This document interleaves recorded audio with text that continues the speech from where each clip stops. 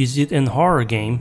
No, it's a Christmas game. It's Cthulhu Saves Christmas on every platform imaginable. This isn't on Sega Saturn though. The Saturn is too powerful for this game.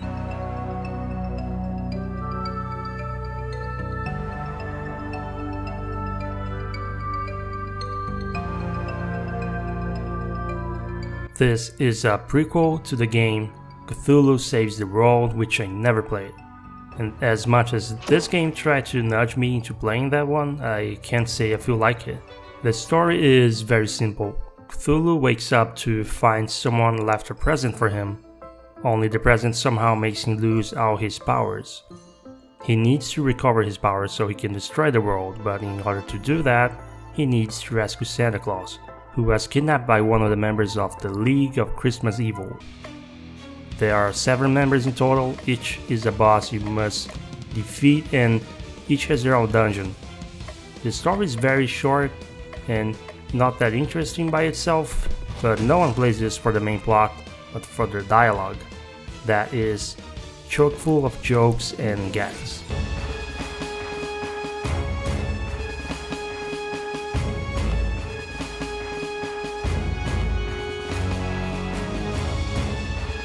Unfortunately, this style of humor isn't going to appeal to everyone.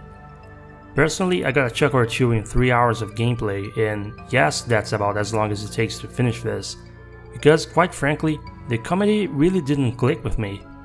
The entire game felt like a joke that wasn't that funny but kept stretching itself thin, as if the person telling the joke kept trying to elaborate and extend it, hoping that would make you go, "Oh, haha, I getcha."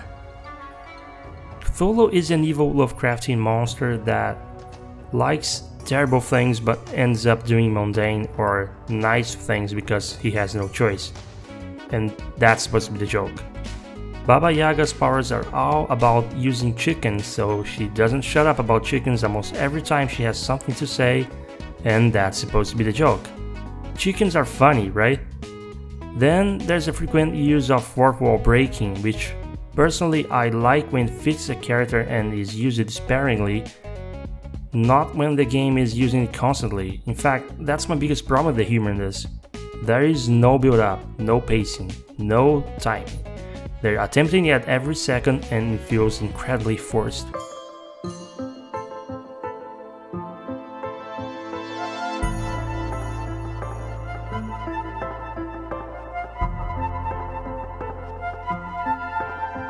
I also thought some of the nods to being a JRPG were a bit off.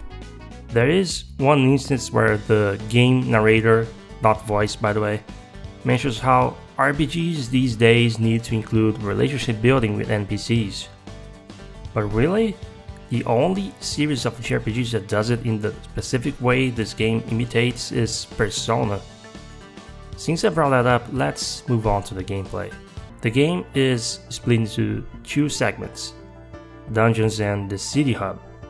The dungeons are the usual moving around, fighting and opening chests for equipment or items, random encounters and then defeating a boss. The catch is that you can avoid the random encounters by pressing a button when the game quickly prompts you to.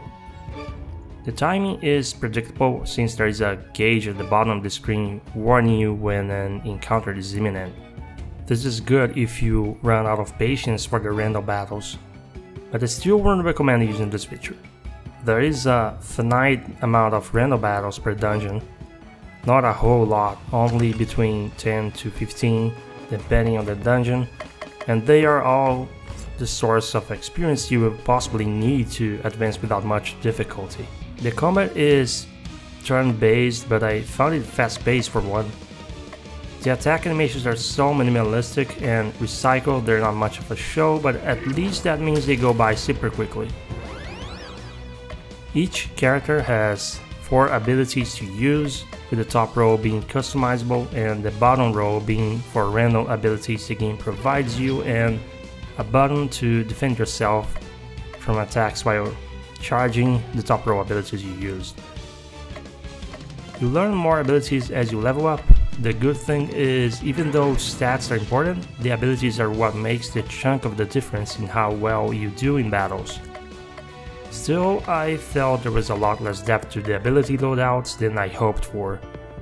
A lot of abilities are objectively worthless to equip at all, and even though each character is meant to have a specific strength or purpose as a party member, the synergy between their abilities and equipment was rather poorly executed, and specific mechanics like Baba's chicken were underutilized. You can try to set up some specific builds, but they tend to be short-lived since the game will eventually pressure you into using specific abilities later on.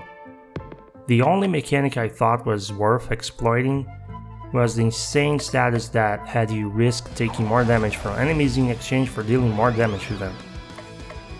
Overall, I still thought the battle system was the only fun part of the gameplay, so much so that I got carried away abusing the instant battle option in the menu and ended up leveling a little too much.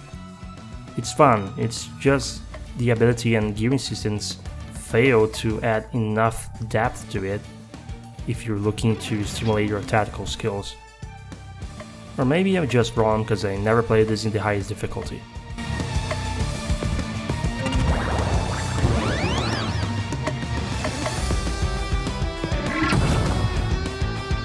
Now, praise where praise is due, I really like the item system. You equip 4 items, get to use them once per battle, and the ability recharge system works well without any sort of MP currency while still punishing you for using them all up without planning ahead. Like I mentioned, there is a combo system, but don't get too excited. All that means is there are extra 3 abilities to use per fight that, for animation purposes, involve 2 specific characters. It really isn't more involved than that.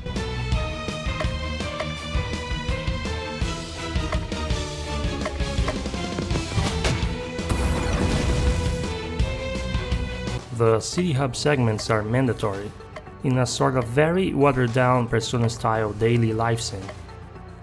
You need to pick among locations to watch some dialogue happen, then get rewarded with a piece of equipment or item.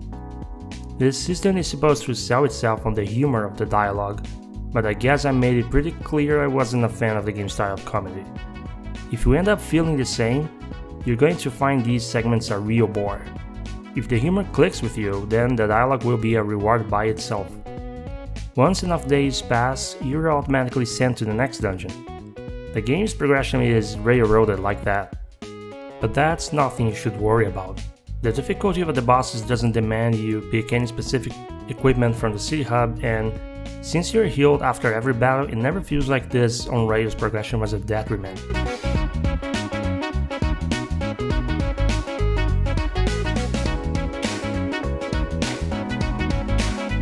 To make this review less negative, I can throw out some praise to the more technical impressive parts of this game.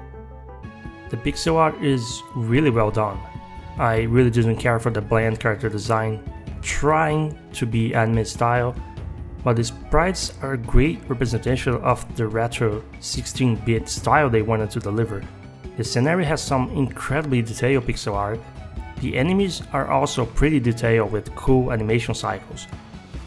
The dungeon design disguises its linearity well enough, although a number of the dungeons along the way are rather bland and visibly designed without the care of the first field or the final dungeon. The music can only be described as fantastic. It easily stands out far and above every other aspect of the game. There aren't a lot of tracks, but this is a 3-hour-long game, so the number is fine. They all sound excellent, the kind that you might end up listening outside of the game, and the composer flexes a surprising level of variety of style and sample between each track. Great job by composer Joshua Quinn.